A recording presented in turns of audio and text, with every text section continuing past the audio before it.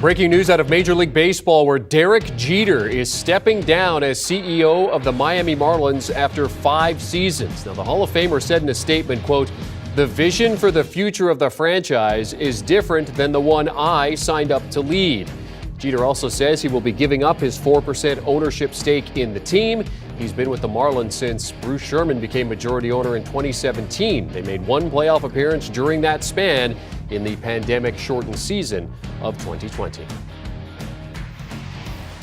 And let's welcome in our MLB insider, Jim Bowden, as well as Nothing Personal podcast host David Samson, who's joining us in a cafe in Buenos Aires, Argentina. David, thanks for hopping on with us. David, I'll start with you here for obvious reasons. Your reaction to Jeter stepping down and stepping aside from the Marlins. Well, as soon as Derek Jeter bought the team in October of 17, his employment contract called for a 5-year deal, and the 5 years of payments equaled his initial investment. And I always thought at the end of those 5 years that he would no longer be with the team. The problem is that he made promises for revenue and for increased payroll and having better financial results than what actually took place. And ownership lost any sort of trust in Derek, and that's why they agreed to mutually part ways today. I was told this morning that Bruce Sherman had his Zoom meeting with Kim Ng, the general manager, along with the other executives to let them know that they were parting ways with Derek Jeter. I don't think there is any doubt there were a couple issues here from Jeter's perspective. Number one, he thought he was going to have full autonomy of running the Marlins baseball operations and organization. That did not come to fruition.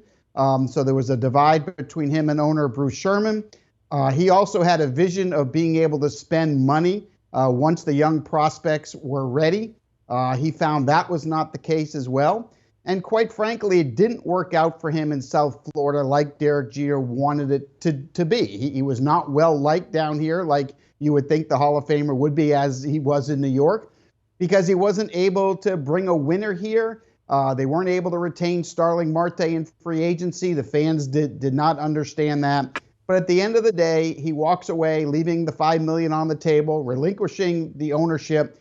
So he basically walks away with $20 million and 4 years of experience learning the front offices of baseball. But at the end of the day, he and Bruce Sherman couldn't agree on the future of this organization. And quite frankly, he didn't think he could win based on the direction of the team. Jim, any insight on the timing of this? Because, I mean, they're trying to negotiate the CBA. I mean, if that wasn't sitting there, then we'd be in spring training. But the timing of this seems a little bit interesting, isn't it? Well, I think as you look at where the negotiations are in the CBA, you have a pretty good idea of what the next 6 years are going to be like for the Marlins. And you're also in a division where Steve Cohen, the new owner of the New York Mets, is going to be a runaway train in terms of what he's going to do financially. And I think when you're Derek Jeter and you're in this battle, there are some free agents that he would like to sign for this particular team to try to make a run this year. And he's not going to be able to do that. He and Bruce Sherman look at it from a different perspective. Sherman is going to commit in development and scouting. He's not going to commit at the free agent level. And I think now that the team has come this far, Derek Jeter felt like this would be the year he'd be able to go out and sign a Nick Castellanos, or he felt he'd be able to go out and get a Chris Bryant to help get this team winning faster. Obviously, that wasn't the case. And I think he's just frustrated looking at the future, knowing he was going to step down at the end of the year anyway. Why go through another year of the pain and agony? Because it hasn't been fun for him. Why not just end it now? And that's what he did.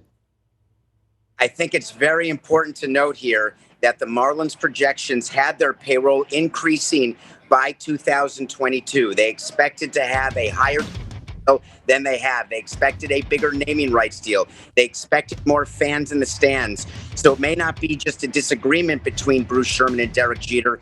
The reality is that what Derek promised has not come to fruition in terms of revenue growth. And with all the losses that the Marlins have had, they decided they could not spend money on payroll the way that Derek wanted. But make no mistake, I do not view this as mutual in any way. I view the timing as very interesting.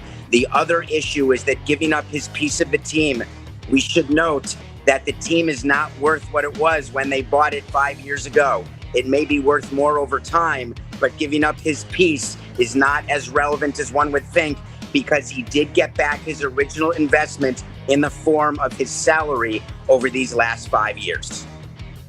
And what the Marlins are going to do now is they're going to look for a new CEO to come and run this organization. But I also have been told within the last hour that Kim Yang will have more power.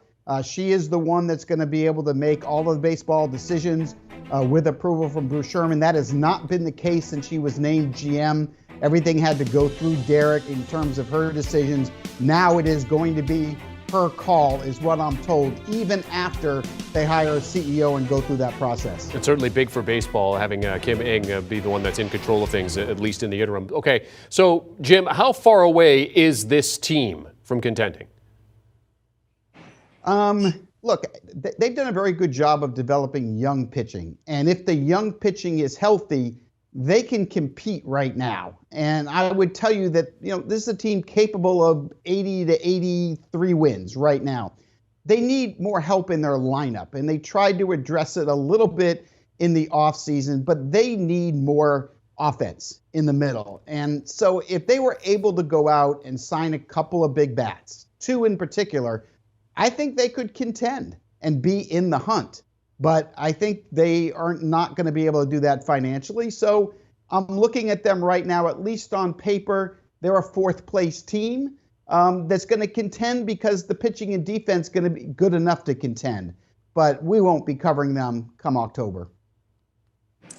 I will tell you, as I think about this change, I am very concerned about the Marlins, because when Derek Jeter came in, he thought that he was going to be the one to change all of the things that had been wrong during my 16 years and all of the reasons why fans weren't coming to the stands. The question that baseball is asking themselves as they negotiate revenue sharing right now is, all of the money going to the Florida teams, is it worth it? Is it possible for these teams to succeed in Miami? There's a big job for Bruce Sherman to do, and for Kim and for all the other people with the Marlins. Will it work without Jeter?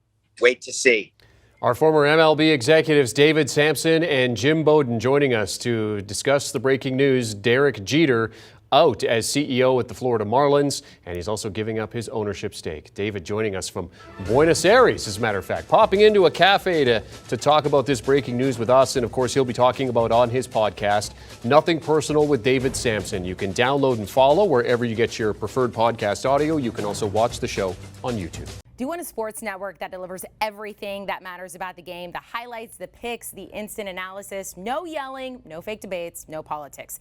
Hit the subscribe button and never miss a moment.